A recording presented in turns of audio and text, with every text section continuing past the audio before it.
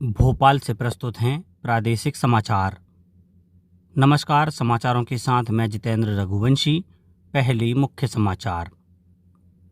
उपराष्ट्रपति राधाकृष्णन ने बेंगलुरु में आर्ट ऑफ लिविंग के 45 साल पूरे होने पर 5 राष्ट्रीय पहलों की शुरुआत की। शिक्षा मंत्री धर्मेंद्र प्रधान ने कहा, पेपर लीक दुर्भाग्यपूर्ण, सीबीआई करेगी जांच और दोषियों को मिलेगी कड़ी सजा। केंद्र सरकार ने कहा, देश में पेट्रोल, डीजल और रसोई गैस की कोई कमी नहीं, रिफाइनरियां पूरी क्षमता से चालू। और मुख्यमंत्री डॉक्टर मोहन यादव माता वैष्णो देवी धाम के दर्शन करने जम्मू पहुंचे। अब समाचार विस्तार से। उपराष्ट्रपति सीपी राधाकृष्णन ने बेंगलुरु में आर्ट ऑफ लिविंग फाउंडेशन के 45 साल पूरे होने पर 5 राष्ट्रीय पहलों की शुरुआत की और एक स्मारक डाक टिकट जारी किया। इस मौके पर उन्होंने कहा कि आर्ट ऑफ लिविंग आज 182 देशों में मौजूद है और पूरी मानवता को जोड़ने का काम कर रहा है। वहीं गुरुदेव श्री श्री रविशंकर ने कहा कि दुनिया में ध्यान विलासिता नहीं बल्कि ज़रूरत बन गया है और जीवन में ज्ञान, ध्यान और संगीत हमेशा साथ रहने चाहिए। शिक्षा मंत्री धर्मेंद्र प्रधान ने पेपर लीक को बेहद दुर्भाग्यपूर्ण बताते हुए कहा कि सरकार नहीं चाहती कि किसी भी योग्य छात्र का भविष्य परीक्षा माफियाओं की वजह से बर्बाद हो। उन्होंने कहा कि सीबीआई इस मामले की पूरी जांच करेगी और दोषियों को कड़ी सजा दी जाएगी। सुप्रीम कोर्ट ने नीट पेपर लीक मामले में कहा है कि इस चूक की जिम्मेदारी तय होनी चाहिए। जस्टिस पीएस नरसिम्हा और जस्टिस आलोक आराधे की पीठ ने इस मामले में दायर याचिकाओं की सुनवाई की, जिनमें एनटीए को हटाकर उनकी जगह एक मजबूत और स्वायत्त संस्था बनाने की मांग भी शामिल थी। कोर्ट ने केंद्र सरकार से हलफनामा दाखिल करने को कहा है और अब अगली सुनवाई जुलाई के दूसरे हफ्ते में होगी। केंद्र सरकार ने देशवासियों को भरोसा दिलाया है कि पेट्रोल, डीजल और रसोई गैस की कोई कमी नहीं है और सभी रिफाइनरियां पूरी क्षमता से चल रही हैं। पेट्रोलियम मंत्रालय की सचिव सुजाता शर्मा ने बताया कि देश में अभी रोजाना 92,000 मीट्रिक टन रसोई गैस का उत्पादन हो रहा है, जो अब तक का सबसे ज़्यादा है। उन्होंने कहा कि किसी भी एलपीजी वितरक से गैस की कमी की कोई शिकायत नहीं आई है।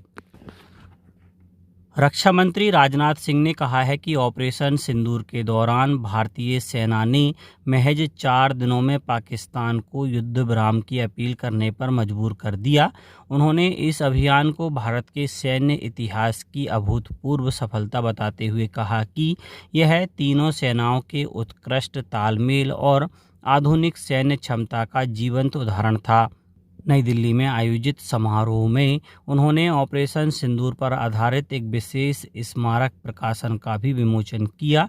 इस मौके पर chief of defence staff general Anil Chauhan समेत तीनों सेनाओं के प्रमुख उपस्थित रहे।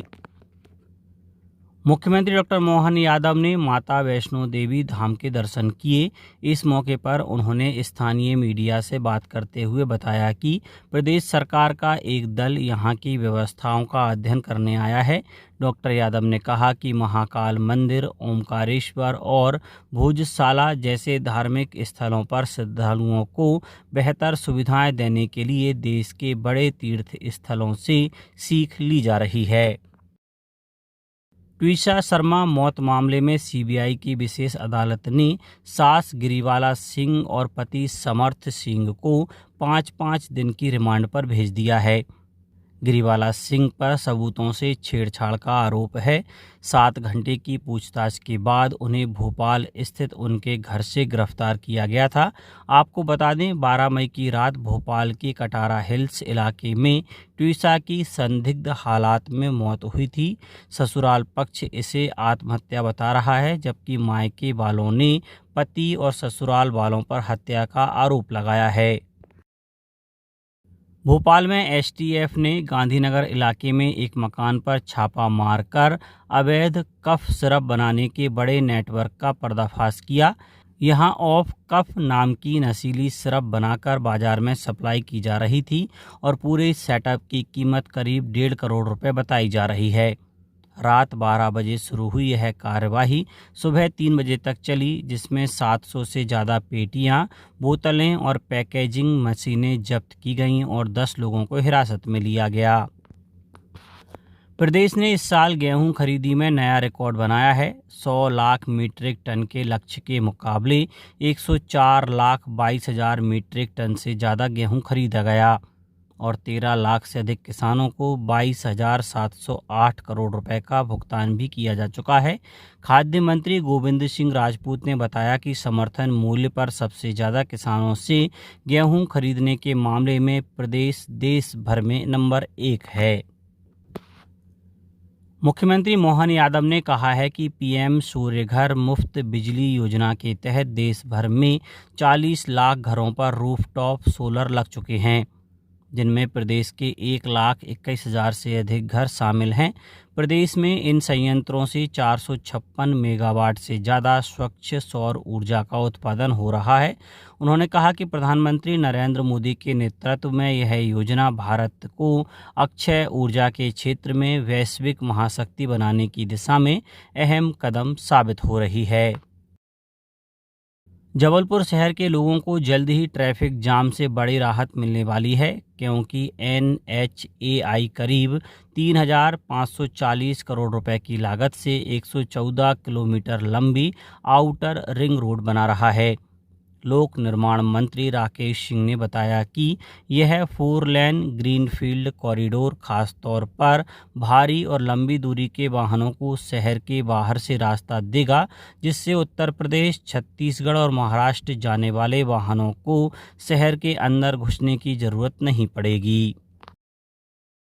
छिंदवाड़ा के घोघरा वाटरफॉल पर बुधवार को हुए दर्दनाक हादसे में डूबे दोनों किशोरों के शव बरामद कर लिए गए हैं। हादसे में एक शव गुरुवार को और दूसरा शव 36 घंटे बाद गहरे पानी से निकाला गया। बताया जा रहा है कि दोनों दोस्त वाटरफॉल के पास सेल्फी लेते वक्त संतुलन बिगड़ने से गहरे पानी में चले गए थे। अब बात मौसम की। प्रदेश में इन दिनों भीषण गर्मी पड़ रही है और तापमान लगातार बढ़ता जा रहा है। ऐसे में मुख्यमंत्री डॉक्टर मोहन यादव ने प्रदेशवासियों से अपनी सेहत का खास ख्याल रखने की अपील की है। उन्होंने लोगों से खूब पानी पीने, बच्चों को हाइड्रेटेड रखने और घर से बाहर निकलते वक्त पानी की बोतल साथ रखने के लिए कहा है। मौसम विभाग ने ग्वालियर समेत 6 जिलों में लू का ऑरेंज अलर्ट और 27 जिलों में येलो अलर्ट जारी किया था। हालांकि इससे राहत मिलने के आसार हैं। वहीं 30 मई से 1 जून के बीच प्रदेश के ज़्यादातर जिलों में आंधी, बारिश और ओले गिरने की संभावना है। अब कुछ समाचार संक्षेप में। खंडवा में विश्व तंबाकू निषेध दिवस पर शासकीय महाविद्यालय में जन जागरूकता कार्यक्रम आयोजित किया गया। अशोकनगर में गर्मी में पेयजल की समस्या से निपटने के लिए कलेक्ट्रेट में कंट्रोल रूम बनाया गया। दतिया में जल संरक्षण और मनरेगा में लापरवाही पर 11 सरपंचों को कारण बताओ नोटिस जारी किया गया। धार में वन विभाग ने छापा मारकर निजी कंपनी के गोदाम से विभिन्न प्रजातियों की छाल और बीजों का अवैध भंडार जब्त किया। झाबुआ में ITI में प्रवेश के इच्छुक छात्र 30 जून तक ऑनलाइन पंजीयन करा सकते हैं। देवास में जलगंगा संवर्धन अभियान के तहत कुओं, तालाबों और नदियों की सफाई और गहरीकरण का काम जारी है। नर्मदापुरम में पवारखेड़ा में सामुदायिक वन संसाधन अधिकार विषय पर प्रशिक्षण कार्यक्रम आयोजित किया गया। आगरमालवा के नलखेड़ा में विधायक भैरव सिंह परिहार ने 11 करोड़ रुपए के विकास कार्यों का भूमि पूजन किया। गुना में कलेक्टर की अध्यक्षता में जिला सड़क सुरक्षा समिति की वर्चुअल बैठक आयोजित की गई। निवाड़ी में भाजपा जिला कार्यालय में मोदी जी के 12 साल बेमिसाल विषय पर जिला स्तरीय कार्यशाला आयोजित की गई। शिवपुरी में महिलाओं को आत्मनिर्भर बनाने के लिए 35 दिवसीय निःशुल्क ब्यूटिशियन प्रशिक्षण में 31 महिलाएं हिस्सा ले रही हैं। और जबलपुर में पश्चिम मध्य रेलवे के केंद्रीय चिकित्सालय में अग्नि सुरक्षा और आपातकालीन प्रबंधन पर सेमिनार और मॉक ड्रिल आयोजित की गई। अंत में मुख्य समाचार एक बार फिर। उपराष्ट्रपति राधाकृष्णन ने बेंगलुरु में आर्ट ऑफ लिविंग के 45 साल पूरे होने पर 5 राष्ट्रीय पहलों की शुरुआत की। शिक्षा मंत्री धर्मेंद्र प्रधान ने कहा, पेपर लीक दुर्भाग्यपूर्ण, सीबीआई करेगी जांच और दोषियों को मिलेगी कड़ी सजा। केंद्र सरकार ने कहा, देश में पेट्रोल, डीजल और रसोई गैस की कोई कमी नहीं, रिफाइनरियां पूरी क्षमता से चालू। और मुख्यमंत्री डॉक्टर मोहन यादव माता वैष्णो देवी धाम के दर्शन करने जम्मू पहुंचे। आज के इस बुलेटिन में बस इतना ही। नमस्कार।